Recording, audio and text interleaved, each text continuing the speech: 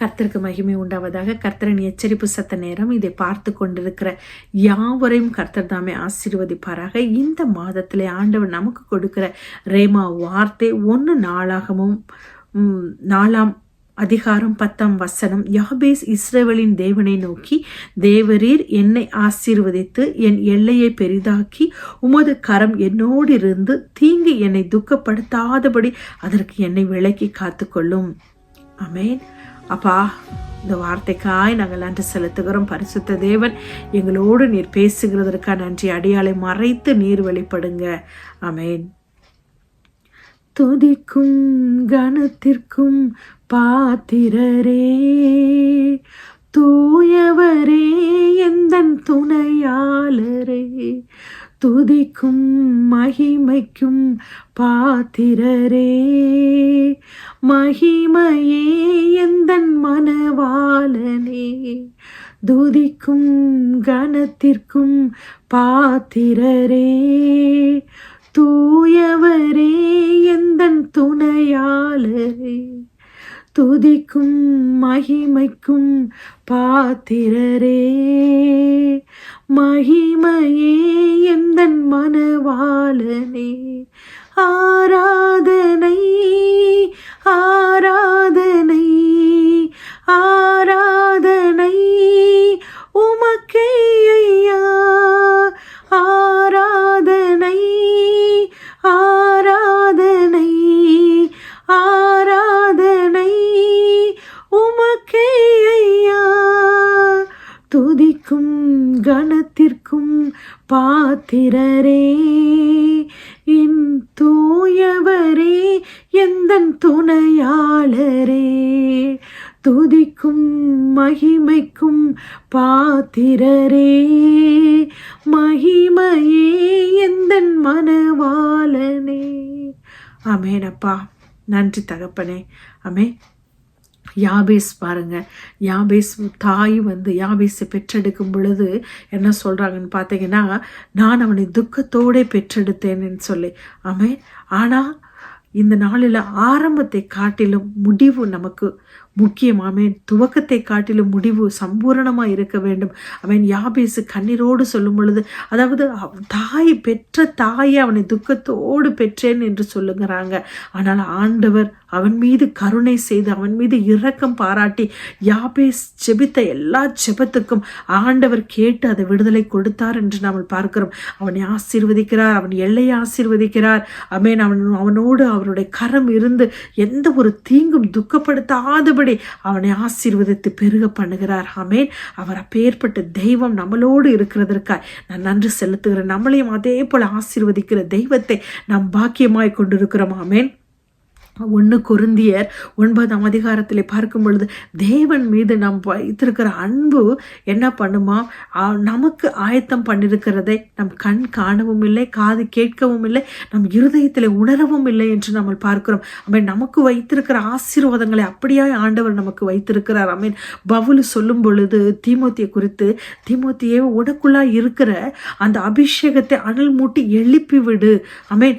நல்ல போராட்டத்தை போராடு, நல்ல விசுவாசத்தை காத்துக்கொண்டு நல்ல போராட்டத்தை போராடு என்று சொல்லும் பொழுது இந்த நாளில் நமக்கு அப்படித்தான் ஆண்டவர் நம்மளை பார்த்து சொல்லுகிறார். நம்முடைய அபிஷேகம் இது வெளிப்படுத்துகிற மாதமாய் இருப்பதற்காக நான் ஆண்டவர் சொல்லுகிறேன்.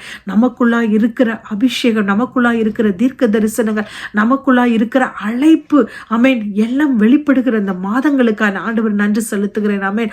உங்களுக்குள்ளா இருக்கிற அந்த அழைப்பு வெளிப்படும்படியாய் இந்த மாதத்தை ஆண்டவர் ஏற்படுத்தி கொடுத்ததற்காக ஆண்டவருக்கு நன்றி செலுத்துகிறேன். ஆண்டவர் எந்த ஒரு சூழ்நிலையும் உங்களுடைய அழைப்பை அது ஒரு பொழுது மறைத்து வைக்கவே முடியாது. ஆமென்.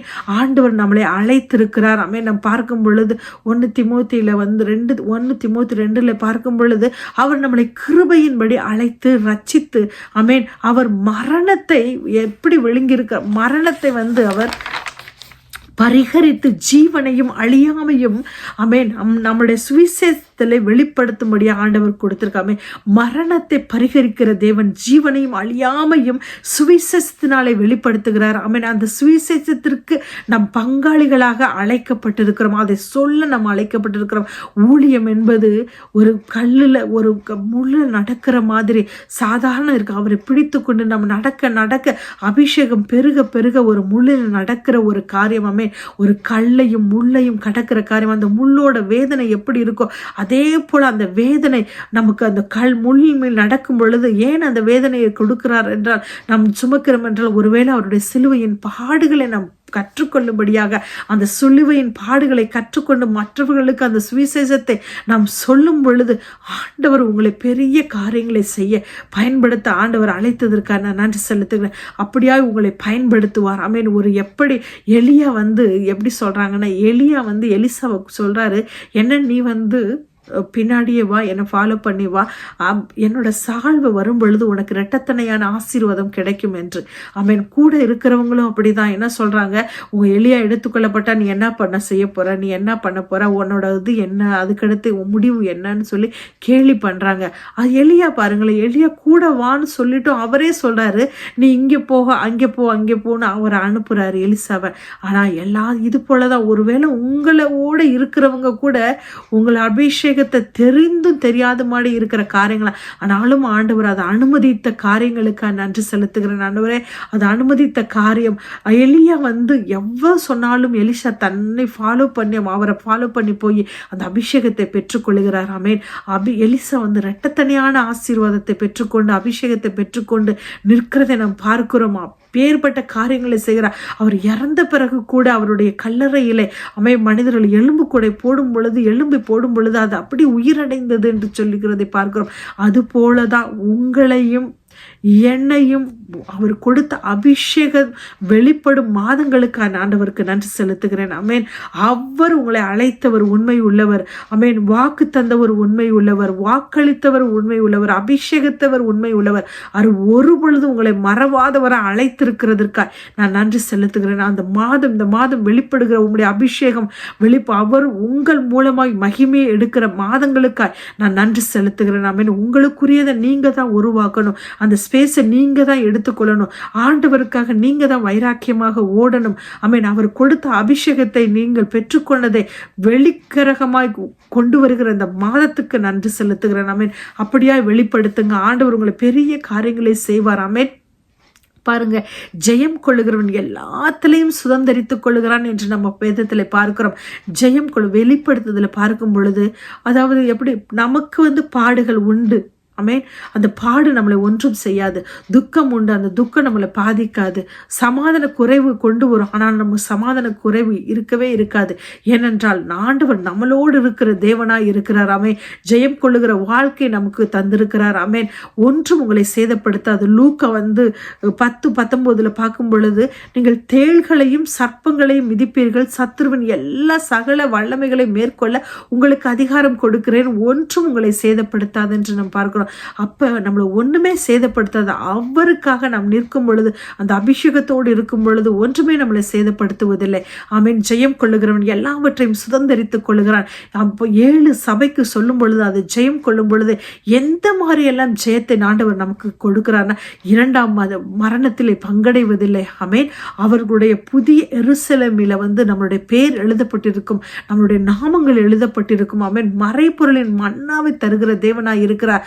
தூண்கள் போல, தூண்கள் அதாவது நம்மளை தூண்களாக பயன்படுத்த, சபைக்கு ஒரு தூண்களாக, அந்த தூண்கள் நம்முடைய நாமங்கள் எழுதப்பட்டதாக ஆண்டவர் நம்ம மாற்றி கொடுக்கிறார். வெண் வஸ்திரம் தரிக்கப்பட்டவர்களாக நமக்கு கொடுக்கிறார். ஆமென்.